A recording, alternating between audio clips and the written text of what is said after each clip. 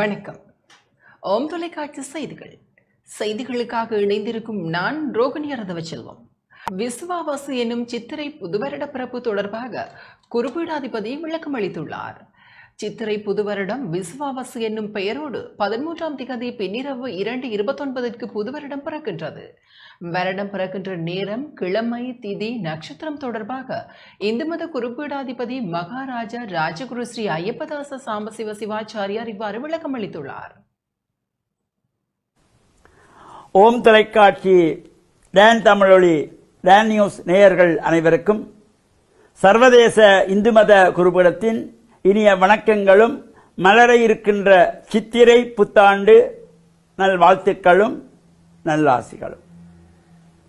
பங்குனி மாதம் 30ஆம் நாள் 13/4/2025 ஞாயிற்றுக்கிழமை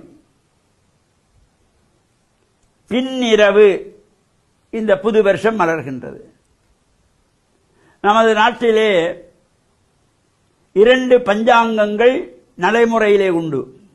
ஒன்று வாக்கிய பஞ்சாங்கம், மற்றது திருக்கணித பஞ்சாங்கம். இந்த வாக்கிய பஞ்சாங்கத்தின் அடிப்படையிலே பின்னிரவு 2:29 திருக்கணித பஞ்சாங்கப்படி பின்னிரவு 3:21 இந்த விஸ்வாவசு என்ற நாமத்தோடு சித்திரை புத்தாண்டு மலர்கின்றது.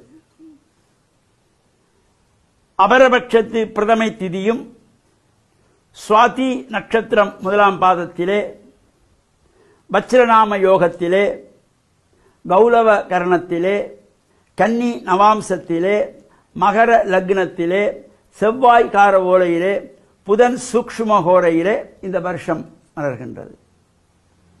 எனவே இந்த 2 பஞ்சாங்கங்களும் இந்த வருஷம் பிறக்கிற நேரத்தை குறிப்பிட்டிருக்கிறார்கள். ஒரு 51 நிமிஷம் முன்பின்னாக இந்த வருஷம் மலர்கின்றது.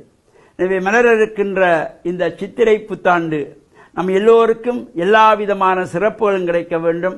பழையனையெல்லாம் கழிந்து புதியன புகுகின்ற வகையிலும் நம்முடைய மனதிலே இருக்கின்ற தீய எண்ணங்கள் எல்லாம் விலகி நல்ல எண்ணங்கள், நல்ல சிந்தனைகள் எல்லாம் நமக்கு வர வேண்டும்.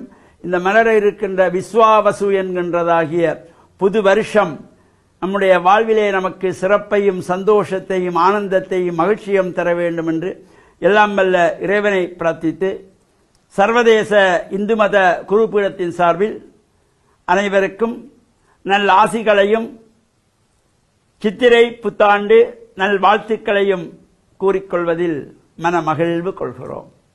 வணக்கம். இத்துடன் ஓம் தொலைக்காட்சி செய்திகள் நிறைவு பெறுகின்றன. தொடர்ந்து நமது ஓம் தொலைக்காட்சி நிகழ்ச்சிகளின் வாயிலாக இணைந்து கொள்ளுங்கள். வணக்கம்.